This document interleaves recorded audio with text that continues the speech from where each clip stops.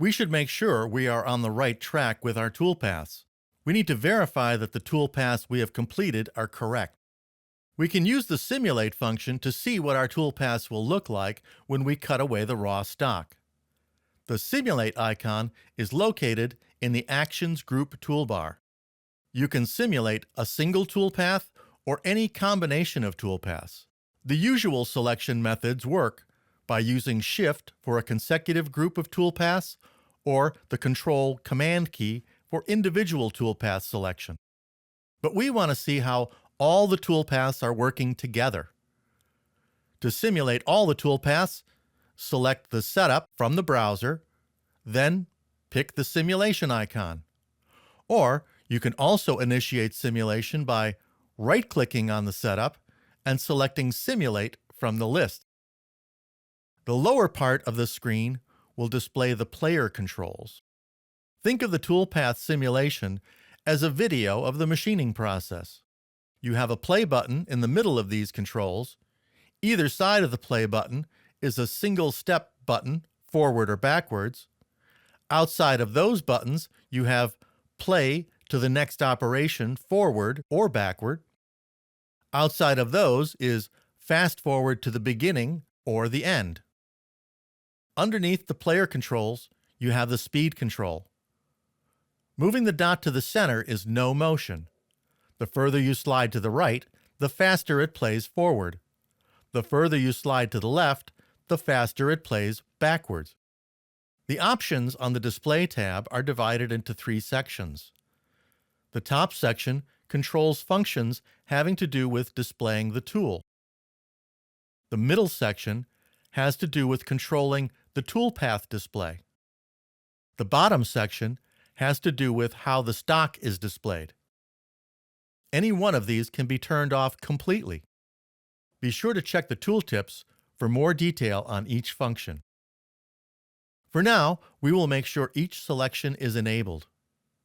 For the toolpath selection, set the mode to tail. Press the play button to start the simulation. While it is doing the simulation, you can use the slider control to speed up or slow down the toolpath verification. Or you can press the fast forward button to finish the simulation quicker. Here's another way to view the simulation. Hold down your left mouse button on the graphics area and drag it back and forth. This is a handy way for reviewing a small area of the simulation. This way of playing the simulation actually lets you see material being added to the stock block when you slide it backwards. If you mouse over the colorization parameter, you can see there are several ways to display the stock for simulation. The default is by operation. This will make the cuts from each operation a different color. Let's pick material from the pull-down. Now the part is a single color, determined by the material selection. From the colorization parameter pull-down, select Comparison. If we look at the tooltip again, we can see that the comparison uses color to determine if there is leftover stock on the part.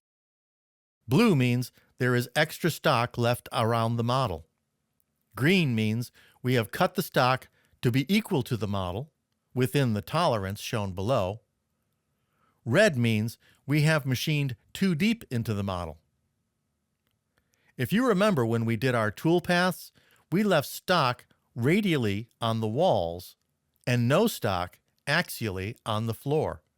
And that's exactly what we see here.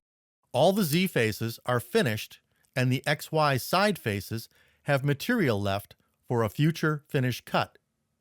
No red means we have not undercut the model. The simulation looks good, and now we can proceed to the next toolpath.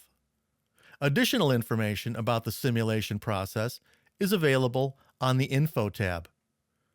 You can see the current position during the simulation, which operation is being executed, and see the current volume of stock.